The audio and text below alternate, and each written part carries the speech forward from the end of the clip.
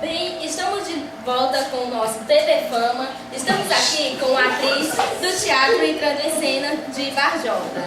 Vamos chamar aqui Isaene. Ô, gente!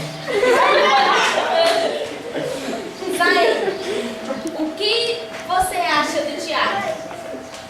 Mulher, eu acho legal, bom, né? Interpretar o meu personagem, eu vou fazer teatro.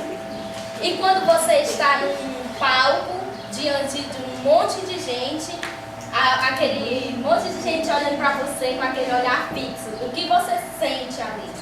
Eu me sinto no outro mundo, não me sinto como eu ali, né? Me sinto fazendo meu personagem, que não tivesse ninguém ali, eu sozinha lá. Entre as suas amizades no teatro, você gosta de fazer mais amizade ainda no teatro? Eu adoro fazer amizades, né? Aqueles pessoal tão bons, né? O teatro me ajudou muito das minhas amizades. Bom, né?